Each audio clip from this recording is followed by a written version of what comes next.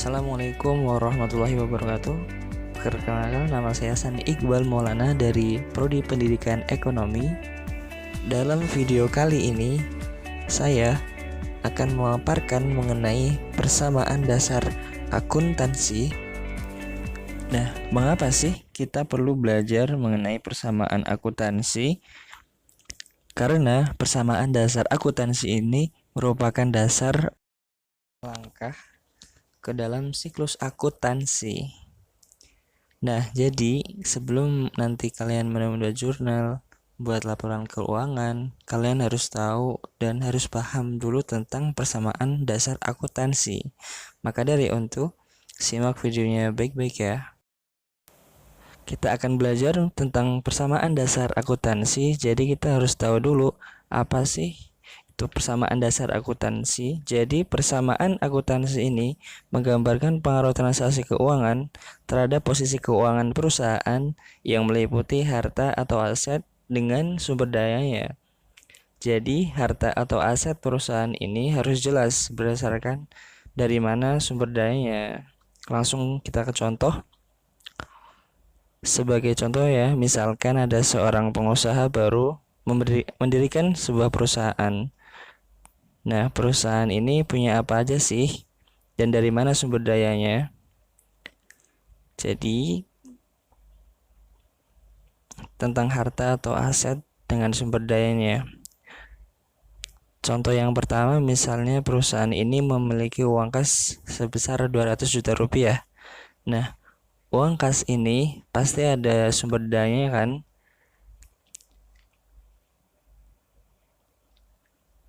Nah, sumber dayanya ini dari pemilik perusahaan sebesar 200 juta rupiah.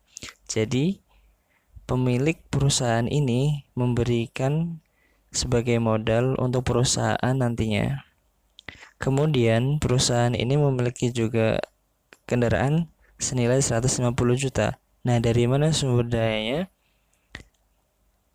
Nah, dari pemilik perusahaan sebesar 50 juta dan utang ke dealer sebesar 100 juta rupiah. Jadi, pemilik perusahaan ini memberikan DP-nya dengan uang pribadinya, kemudian sisanya hutang ke dealernya. Kemudian, selain memiliki kendaraan, perusahaan ini memiliki komputer senilai 20 juta. Dari mana dananya? Ternyata punya utang ke toko Galaxy sebesar 20 juta. Nah, jadi di persamaan dasar akuntansi ini, apa yang dimiliki perusahaan tersebut nilainya harus sama dengan sumber dananya. Jadi tidak boleh ada perbedaan. Jadi kita jumlahkan 200 juta tambah 150 tambah 20, hasilnya 370 juta. Kemudian dari sumber dananya, dari pemilik perusahaan 200 juta ditambah 50 juta tambah 100 juta ditambah 20 juta, hasilnya sama 370 juta. Nah, jadi di persamaan dasar akuntansi ini menunjukkan bahwa harta atau aset yang dimiliki perusahaan itu sama dengan sumber dananya. Nah, seperti uang, kendaraan, dan komputer, ini disebut dengan harta atau aset. Jadi, apa yang dimiliki perusahaan itu harta atau aset. Nah, kemudian dana atau uang yang pemilik perusahaan disebut dengan modal atau ekuitas. Jadi, kemudian utang atau utang-utang disebut kewajiban. Jadi, perusahaan berkewajiban untuk membayar hutang, sehingga di persamaan akuntansi ini harta atau aset ini sama dengan modal ditambah hutang atau kewajiban. Jadi rumus persamaan dasar akuntansi ini bisa dituliskan harta sama dengan utang ditambah modal, atau kata lainnya harta disebut aset, hutang disebut kewajiban, dan modal disebut ekuitas. Sehingga nilai harta atau aset ini nilainya akan sama dengan hutang ditambah dengan modal. Aset ini disebut aktiva, kewajiban dan ekuitas ini disebut pasifa. Selanjutnya kita akan bahas mengenai unsur persamaan dasar akuntansi.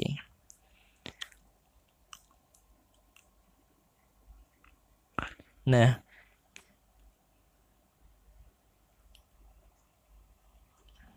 kita langsung lanjut aja ke pembahasan pertama.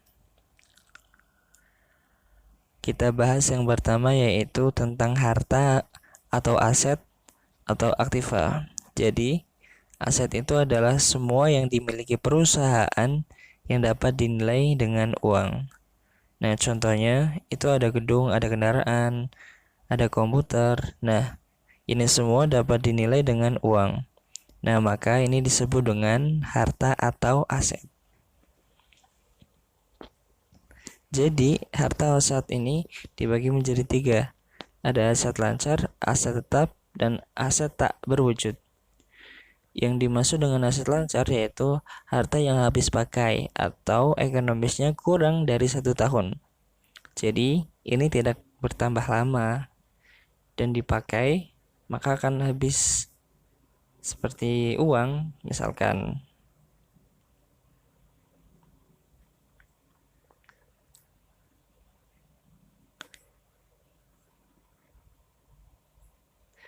Nah, sedangkan yang dimaksud dengan aset tetap yaitu harta yang tidak habis pakai dalam 1 tahun atau dalam umur ekonomisnya lebih dari 1 tahun.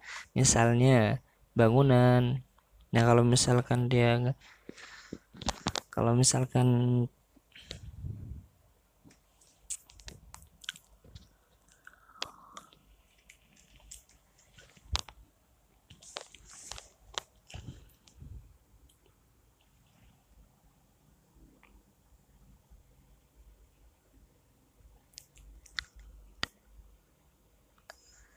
intinya kalau misalkan aset tetap itu dia itu bisa tahan lama, tidak sekali pakai.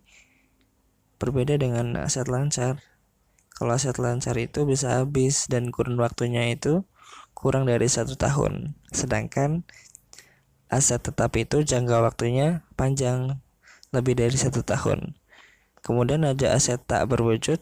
Aset tak berwujud ini adalah aset yang tak berwujud. Jadi itu sebuah aset tapi tidak memiliki wujud fisik, seperti hak cipta atau nama dari perusahaan. Itu disebut aset tak berwujud.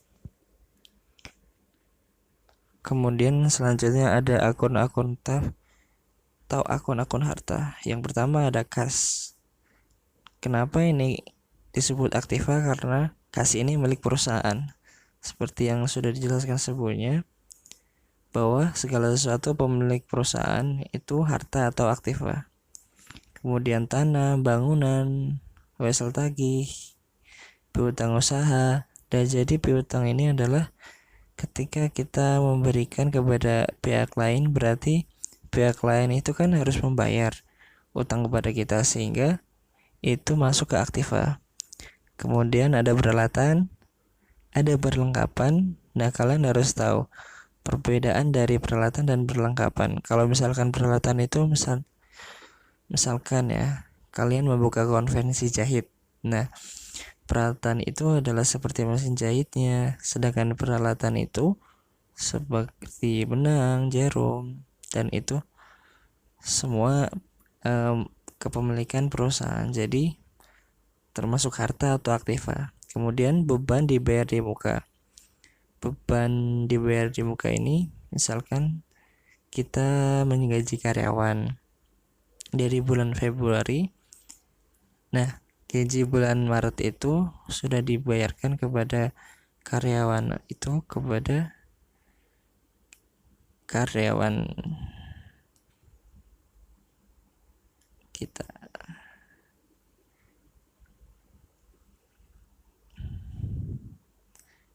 Yang kedua adalah utang atau kewajiban atau liabilitas. Jadi kewajiban ini merupakan utang atau kewajiban perusahaan kepada pihak lain akibat transaksi yang terjadi di masa lampau yang harus dibayar atau dilunasi.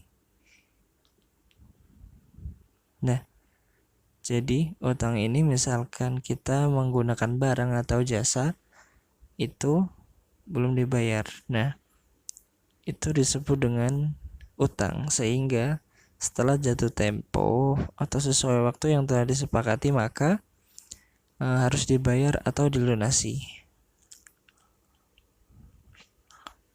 Jadi utang atau kewajiban ini dibagi menjadi dua, ada utang lancar dan utang jangka panjang.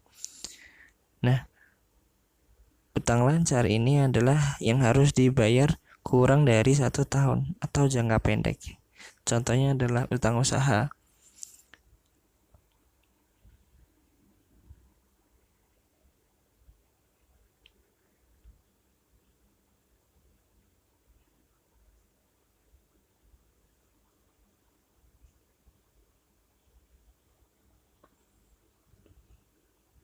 Kemudian pendapatan dibayar di muka.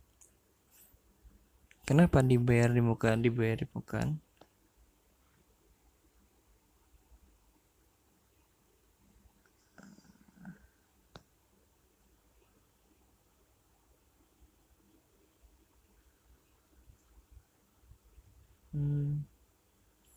Kemudian ada yang ketiga, ada beban yang harus dibayar.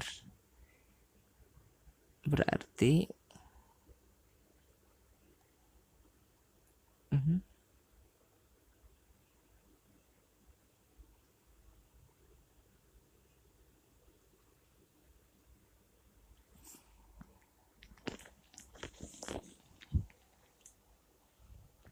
sedangkan yang dimaksud dengan utang jangka panjang itu lebih dari 1 tahun, seperti contohnya utang bank atau utang hipotek.